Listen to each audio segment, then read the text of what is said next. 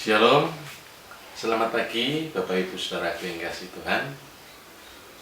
Mulai pagi ini, saya akan mengusahakan mengunjungi Bapak Ibu Saudara melalui renungan-renungan yang akan saya bagikan sesuai dengan pembacaan di dalam doa pagi kita setiap hari. Dan pagi ini kita sudah membaca di dalam 1 Korintus pasal yang ke-15. Di dalam 1 Korintus pasal 15 ini ada satu ayat, yaitu yang ada di dalam 1 Korintus pasal 15 ayat yang ke-58. Saya akan bacakan bagi Bapak Ibu Saudara. Karena itu saudara-saudaraku yang kekasih, berdirilah teguh, jangan goyah, dan giatlah selalu dalam pekerjaan Tuhan.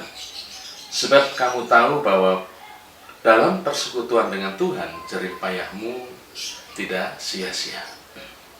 Saya akan mengawali terlebih dahulu dengan bagaimana kondisi Korintus pada saat Paulus memberikan suratnya ini.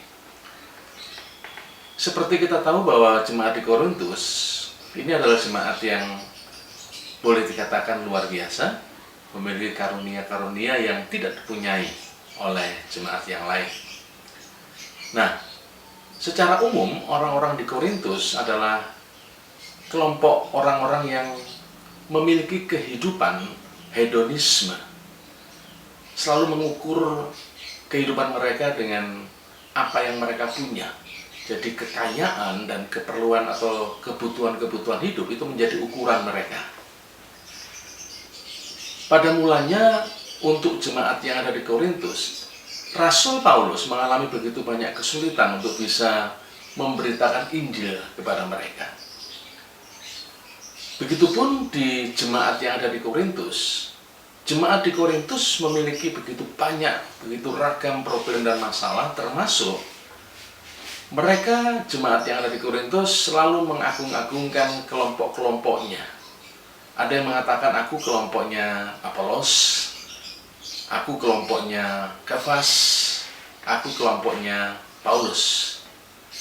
Nah, Rasul Paulus kemudian mengingatkan apa yang selama ini mereka gumulkan, yaitu tentang kebutuhan, keperluan, bahkan sifat-sifat hedonisme yang memburu kekayaan dan keinginan untuk hidup lebih, itu memang bukan merupakan sesuatu yang diabaikan. Tetapi Rasul Paulus ingin menekankan bahwa orientasi pusat kehidupan orang percaya itu harus ditujukan kepada kematian dan kebangkitan Kristus. Dan itu pun juga harus menjadi bagian yang tidak bisa dipisahkan dengan kehidupan orang-orang percaya. Bahwa kematian dan kebangkitan Kristus adalah menjadi satu juga di dalam kehidupan orang-orang percaya. Nah, oleh sebab itu, kemudian Rasul Paulus menyampaikan bahwa jangan goyah, berdiri teguh, dan giatlah dalam pekerjaan Tuhan. Itu juga menjadi satu hal yang penting. Untuk apa? Untuk tetap ada di dalam kematian dan kebangkitan Kristus.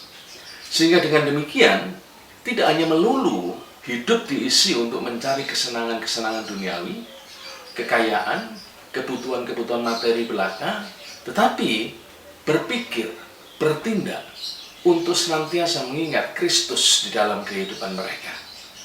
Ditambahkan lagi agar kehidupan mereka tetap berdiri teguh, tidak goyah dengan apapun masalah yang dihadapi, sampai kepada giat di dalam melakukan pekerjaan-pekerjaan Tuhan.